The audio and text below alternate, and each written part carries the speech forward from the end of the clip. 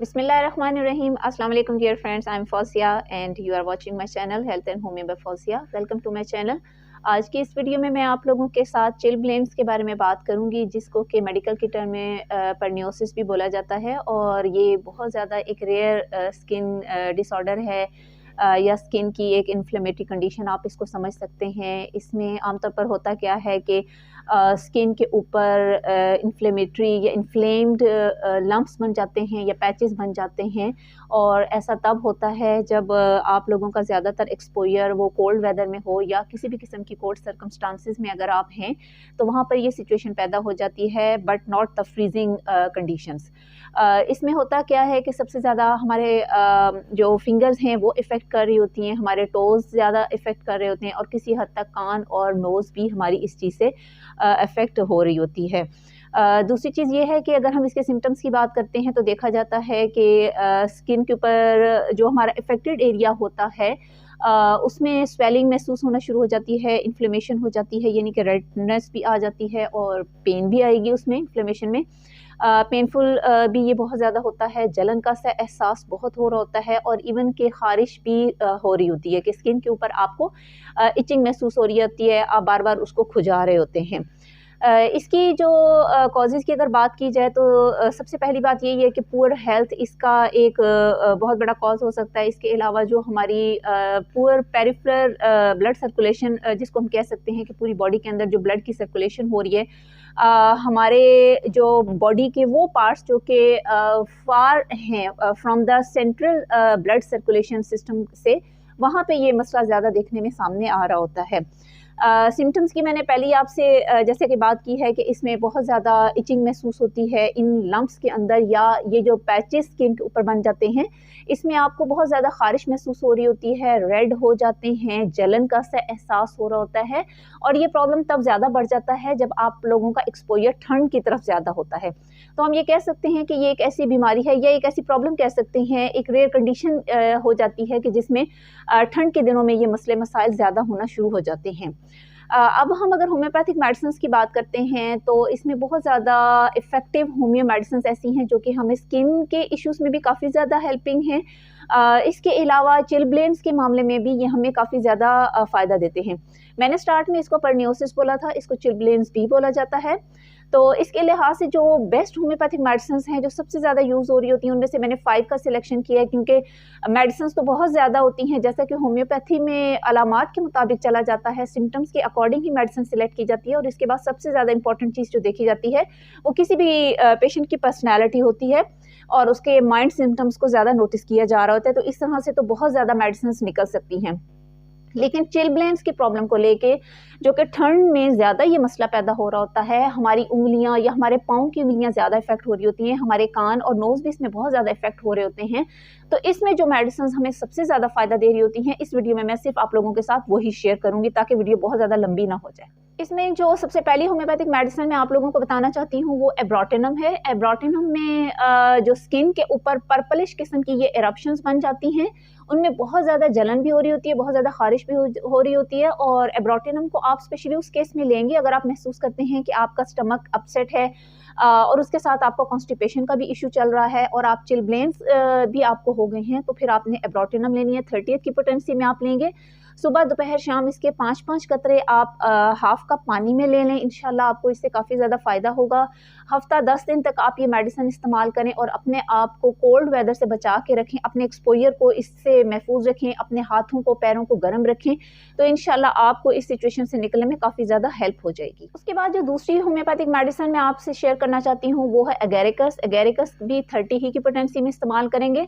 30 की पोटेंसी में मैं ज़्यादातर मेडिसिन इसलिए बता रही होती हूँ क्योंकि मॉडरेट सिचुएशंस में मोस्टली यही यूज़ करवाई जाती है। इसके अलावा अगर पोटेंसी को हम हाई लेकर जाते हैं या लो लेते हैं तो वो पेशेंट की सिचुएशन पे डिपेंड कर रहा होता है कि एक्यूट केस है या क्रॉनिक केस है। तो इसलिए आपको 30 की ही पोटेंसी में बताती हूँ ताकि आप अगर इसको इस्तेमाल करना भी चाहें तो आप इससे ज़्यादा से ज़्यादा फ़ायदा उठा सकें।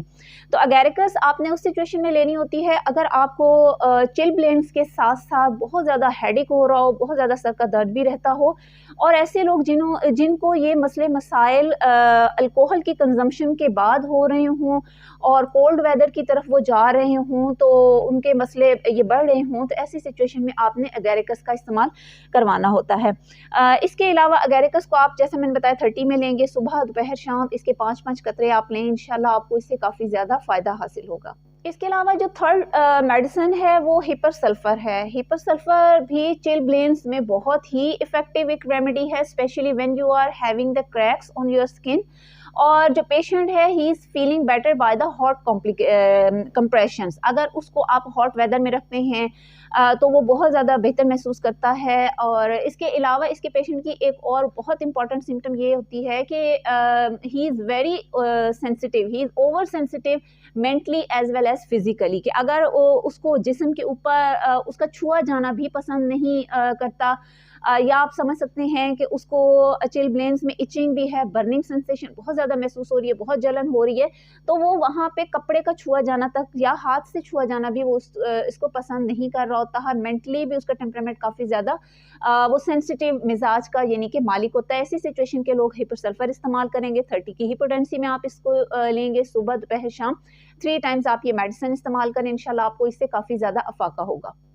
एक और बहुत इंपॉर्टेंट मेडिसिन जो कि स्पेशली स्किन के लिए इस्तेमाल करवाई जाती है, वैसे तो ये सारी मेडिसिन ही इस किस्म की आ रही हैं जो कि स्किन के लिए बहुत अच्छे असरात रखती हैं। तो इसी तरह से पेट्रोलियम भी एक मेडिसिन है जो कि स्किन के लिए बहुत अच्छी है, स्पेशली जब स्किन में ड्राइनेस आ चुकी हो। और अगर हम चिलब्लेन्स के हवाले से बात करें तो इसमें बहुत ज़्यादा ख़ारिश भी हो रही होगी और पेनफुल इरप्शंस अगर आ रही हैं, इसके साथ साथ अगर पेशेंट की स्किन ड्राई भी है तो फिर आपने पेट्रोलियम का इस्तेमाल करना है। इसके अलावा एक चीज़ आप और ज़्यादा इसमें नोटिस करेंगे कि ऐसे लोगों की इरप्शंस में से स्पेशली डिस्चार्ज निकल रहा होता है, यानी ख़ास किस्म का मवाद आपको ऊज़ आउट होता हुआ नज़र आ रहा हो, तो आपने पेट्रोलियम का ही सोचना है। पेट्रोलियम को आप इस्तेमाल करेंगे स्पेशली चिलब्लेन्स की कंप्लेंट्स के साथ। तो यहाँ पे पेट्रोलियम बहुत ही बेहतरीन काम करेगी और स्किन की ड्राइनेस को भी कवर करेगी और चिलब्लेन्स को भी ख़त्म करने में ये काफ़ी ज़्यादा हेल्प आउट करती है। लास्ट पे ज़िक्र करना चाहती हूँ एक ऐसी मेडिसिन का जो कि स्किन की काफ़ी ज़्यादा प्रॉब्लम्स में बहुत ज़्यादा हेल्पिंग मेडिसिन है और होम्योपैथी में इसका बहुत ज़्यादा इस्तेमाल करवाया जाता है। इसका नाम है सल्फ़र। सल्फ़र भी 30 ही की पोटेंसी में इस्तेमाल की जाएगी, क्योंकि अगर स्किन के ऊपर इचिंग की कंडीशन आ रही है और बहुत ज़्यादा इसमें ख़ारिश भी है चिलब्लेन्स के साथ-साथ, तो ये बहुत बेहतरीन काम करती है। इसका पेशेंट आम तौर पर ठंड से या ठंडी हवा से बहुत ज़्यादा एग्रेवेट कर जाता है, उसकी अलामात में या उसकी तकलीफ़ में इससे बहुत ज़्यादा इज़ाफ़ा हो जाता है। इसके अलावा हम ये भी देखते हैं कि जैसे हमने पेट्रोलियम में देखा था कि उसमें ड्राई स्किन पेशेंट की हो रही होती है, उसमें से डिस्चार्ज निकल रहा होता है, तो सल्फ़र में भी हम देखते हैं कि चैप्ड स्किन होती है उस मरीज़ की। वहाँ पे आपको सल्फ़र ही इस्तेमाल करनी होगी और इसका पेशेंट जो है वो पानी के काम से या नहाने धोने से बहुत ज़्यादा कतराता है, मैला कचैला सा रहने वाला पेशेंट हो और उसको चिलब्लेन्स का प्रॉब्लम हो गया है, जिनमें कि उसको ख़ारिश भी बहुत ज़्यादा हो रही है, पेन भी है, जलन का एहसास स्पेशली सल्फ़र में एक कैरेक्टरिस्टिक माना जाता है कि अगर बॉडी में बर्निंग फीलिंग्स कहीं पे भी आ रही हैं, स्पेशली हाथों, पैरों में या स्किन के इश्यूज़ में, तो आपने सल्फ़र के बारे में ही सोचना है। सल्फ़र ही यहाँ पर बेहतरीन काम करती है, बहुत अच्छे इसके असरात देखने में सामने आते हैं। तो ये हैं वो होम्योपैथिक मेडिसिन जो कि बहुत ही ज़्यादा मैंने चूज़ की हैं कि ये इनके असरात काफ़ी ज़्यादा अच्छे हैं, बेहतरीन हैं चिलब्लेन्स की सिचुएशन में। और जैसा कि सर्दियाँ चल रही हैं, बहुत ज़्यादा लोगों को ठंड में जाने के बाद ये प्रॉब्लम हो रही है, जिसकी वजह से मैंने इस टॉपिक पे ये वीडियो बनाई है। आई होप कि आप लोगों को वीडियो पसंद आई होगी और अगर वीडियो अच्छी लगी हो तो इसको लाइक कीजिएगा और जिन लोगों ने अभी तक मेरे चैनल को सब्सक्राइब नहीं किया तो इसे सब्सक्राइब कर दीजिएगा। Thank you so much. इंशाल्लाह एक नई वीडियो के साथ दोबारा आपसे मुलाकात होगी। अल्लाह हाफ़िज़।